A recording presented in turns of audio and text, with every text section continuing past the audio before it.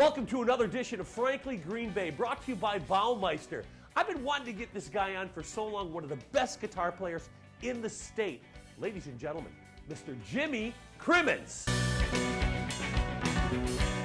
Welcome to another edition of Frankly Green Bay. Jimmy Crimmins, guitar god. What's up, buddy? Hey, man. Good to see you. You know what? I got to tell you. You and I go back because I saw you back in the early days when you were first playing. Yeah. When did you first pick up a guitar? 1965. And why? Saw the Beatles on TV, and I told my parents that, actually it was probably, 65, because the Beatles came out in 64, so Christmas around 65.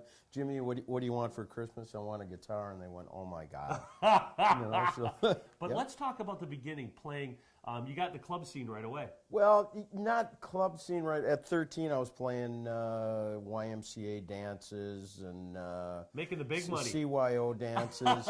But actually, probably 13, end of 13, 14 age-wise, I was playing in beer bars. My God. And you grow up pretty quickly that way. But hanging around with people that were a lot better than me, that's kind of what my thing was. Speaking of that, you gain a lot of experience. You're playing around here. What Played a lot around prompted here. the move to California? Well, we had done a record with a band called Jeremago, and we were really big in this area. Played at Pack and the Hounds. Pack and the Hounds, everybody, baby. We were one of the star bands over there, and I just, pretty much done here. So I've moved out to LA, and then I got a job at Guitar Center and got a chance to really hang and play with the greats. And I got a million stories. We're going to talk about a couple. Okay, I want to talk about the Eddie Van Halen Eddie stories. Van Halen stories. You guys knew each other. Very well. Yeah, I knew Eddie very well. I hung out with Eddie. Sold him a lot of guitars. Really cool guy. Went to a lot of his performances. Obviously totally different styles. Yeah. I was more the blues guy, and then when I moved to LA, got more into the jazz, blues, West Coast kind of thing.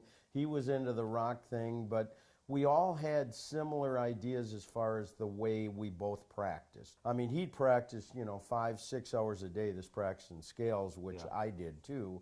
But, his thing was the rock thing, and mine was more the blues thing. I'm hanging around with all the celebrities so you're and having hanging a ball. out with Eddie. He knows you by name, and sure. then you meet John Belushi. I meet John Belushi. It was kind of strange. And it was kind of by accident, because one night, and my wife and I, we're going out to eat one night, and I just happened to stop by the store, and I'm in the back office, and I get a call back there. The secretary said, John Belushi's on the phone, and he's irate.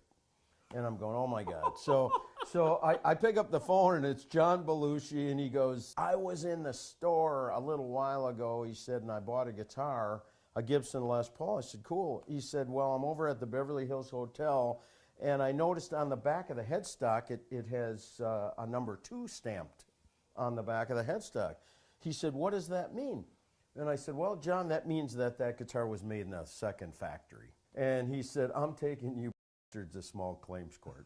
I said, John, come on down to the store. I said, John, the reason that this guy sold you that guitar because he made more profit on you. We all work on commission. Yeah. I said, but, he started laughing and stuff. I had the stock guy, get him a fresh one out of the back. Jimmy, I tell you what, dude. it is a pleasure meeting you, Cool. a legend.